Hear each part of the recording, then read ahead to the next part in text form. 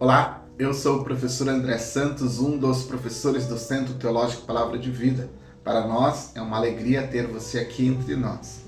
Esta é a terceira aula ou mini aula da série Reforma Protestante. Gostaria que, antes de iniciar esta mini aula, você prestasse muita atenção no aviso que terá no final deste vídeo. Então fica conosco até o final e assista aquele importante ou aquela importante informação que temos no final desse vídeo. Bem, o contexto histórico aqui, ele não é tão difícil de se compreender, ele é um contexto fácil de se lidar. Então, o que eu tenho aqui neste contexto histórico para enfatizar um legado muito importante deixado pela Reforma Protestante. Qual é o legado? É o sacerdócio de todos os crentes. Este é o legado, ou um dos legados que a Igreja Protestante, ou a Reforma Protestante, nos concedeu como um legado.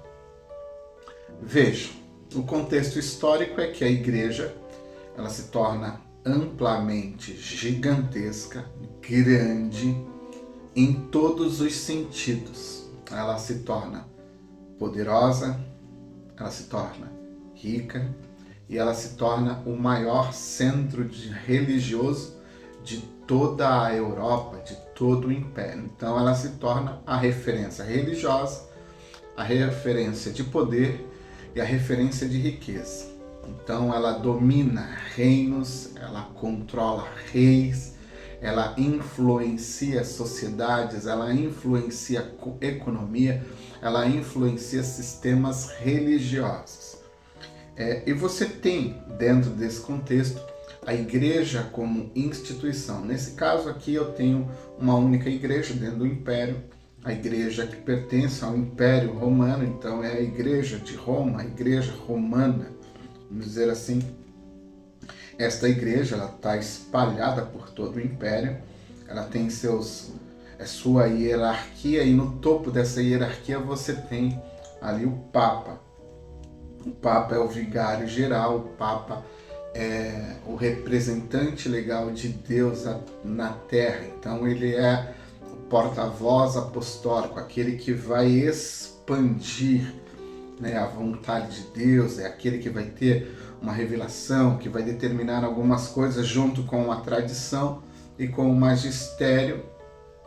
Ele vai, a partir das escrituras, estabelecer algum tipo de norma, algum tipo de credo. Então ele se torna um maioral. A partir dele você tem o perdão, a intercessão. Então ele passa a ser o mediador, ele vai te representar diante de Deus, assim como os bispos, e eles vão se colocando nesta intermediação. Aquilo que você deveria fazer, aquilo que Jesus fez, a igreja ela recolocou. Aquilo que Jesus tirou do lugar e centralizou tudo nele e nos deu um livre acesso a ele, a igreja como uma instituição retornou com tudo isso e fez disso o seu sistema de manipulação, de conseguir manipular, de conseguir dominar através do medo, através das penitências e assim por diante.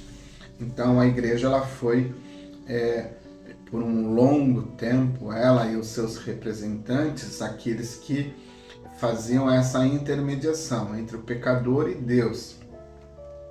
E o legado da reforma foi uma coisa muito simples de se dizer e talvez difícil de se viver, porque no centro disso está o controle, o poder de controlar, o poder de manipular alguém e fazer com que esse alguém nos siga. Então a igreja ela estava nesse contexto delicado. Seus líderes, a hierarquia da igreja, ela tinha essa delicada ação sobre o súdito, sobre o devoto. Então a grande sacada de Lutero e todos os representantes da Reforma foi ler as Escrituras e encontrar nas Escrituras a liberdade, o livre acesso a Deus sem a intermediação de homens. Hoje é muito comum, sempre, não no sentido positivo, mas no sentido às vezes negativo, de alguém depositar toda a sua fé em uma outra pessoa, alguém colocar sobre a outra pessoa uma responsabilidade que somente pertence a ela e é somente dela. A reforma, ela trouxe para todos aqueles que caminham com Cristo Jesus, ela quebrou essa barreira que havia sido imposta novamente pela Igreja, onde o Papa, onde os santos, onde Maria, onde os representantes mais santificados orariam por você, intercederiam por você. Então você ia ao santo, você ia ao Papa, você ia ao Padre, você ia a Maria, solicitar que, pela graça e por causa da vida de santidade destes, eles intercedessem por você diante de Deus. E o que isso, você resgata isso lá do Antigo Testamento, você tem isso lá de monte, que são os profetas, aqueles que vão intermediar entre Deus e os homens, Moisés, aquele que vai intermediar. Então você tem todo um sistema litúrgico, onde você deve sacrificar por meio dos sacerdotes, sumo sacerdote, para que você possa entrar, o seu sacrifício possa ser apresentado diante de Deus, você possa ser aceito, você possa ser perdoado. Então você percebe que todo esse sistema de liturgia cultica existente no Antigo Testamento, ele foi assim sutilmente implantado novamente dentro de um sistema católico e de vários sistemas religiosos, onde você tem dentro ou no pivô alguém que vai fazer esta intermediação. A reforma, o movimento reformado, ele resgata isso. E olha para as Escrituras, olha para o Evangelho, olha para aquilo que Paulo, para aquilo que os apóstolos disseram e pronunciaram e deixaram como legado a liberdade conquistada por Cristo Jesus, devolvendo, como diz Pedro, este legado sacerdotal a todos nós. Então não existe alguém para intermediar por mim e não existe alguém para intermediar por você. O acesso é livre. Todos nós somos iguais. Não existe os melhores, não existe os menores. A graça, ela vai nivelar todas as pessoas. Então o sacerdócio real de todos os crentes, o sacerdócio oficial de todos os crentes, ele deve ser praticado e ele é uma responsabilidade individual. Todos nós temos o dever, temos a obrigação e somos responsáveis por nossa vida cristã. Eu devo entrar na presença de Deus, eu devo entrar na presença dele com louvor, com adoração, com as minhas súplicas, com o meu lamento, com o meu choro, com o meu riso, com a minha alegria. Eu devo ir. Eu não posso colocar isso na mão de outro. Não existe alguém melhor do que eu, não existe alguém pior do que eu. O legado do sacerdócio real, deixado pelo movimento protestante, foi esse. Todos nós, não existe pessoas especiais na hierarquia.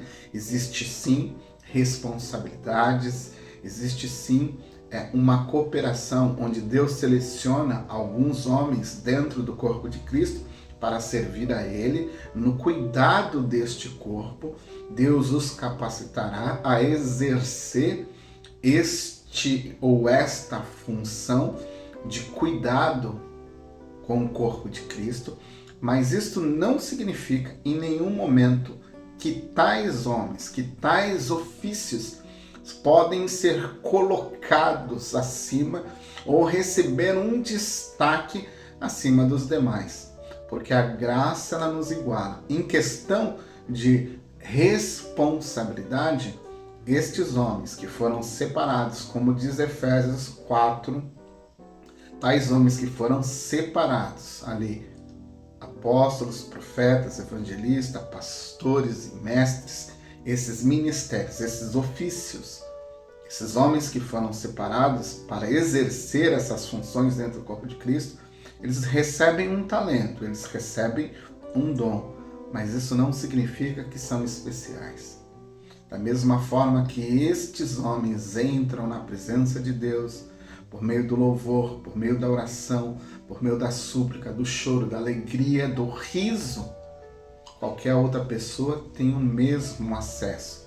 Então, o movimento reformado, ele quebrou essa cadeia, ele quebrou essa prisão, concedendo a todos, ou a pessoa mais simples dentro do reino de Deus, a ter o mesmo acesso que só os grandes poderiam entrar, só a hierarquia tinha aquele grande acesso. Não, a graça nos nivelou, a graça nos deixou igual, a graça nos incentivou a dizer a todos: você pode, assim como eu, entrar na presença de Deus.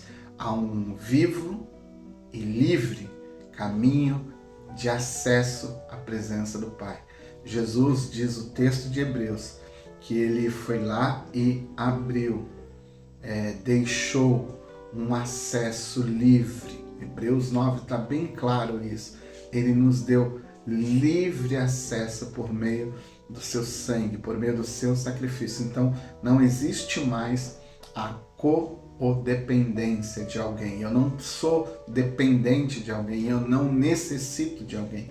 Eu posso sim convocar alguém para, junto comigo, orar por uma determinada situação. Mas eu não preciso depositar na conta daquele uma responsabilidade de achar que a oração dele é mais poderosa do que a minha oração. Qualquer oração é poderosa. Qualquer pessoa tem o direito de entrar na presença do Senhor. Eu não estou, e por isso que é um tema muito delicado. Por quê? Porque uma vez que você deixa isso claro, muitos castelos, assim como uma igreja, ela foi quebrada, ela foi rachada, porque as pessoas entenderam que elas não são inferiores à grande liderança. A mesma graça que alcançou a liderança os alcançou. O mesmo acesso que a liderança tem, este que aqui vos fala, simples, também tem. Então, o sacerdócio real é uma doutrina, é um ponto fundamental na vida cristã que a reforma, o movimento reformado, nos devolveu, nos concedeu, nos deu o direito novamente de entrarmos. E aquilo que era para alguns o poder de manipulação, isso se ruiu.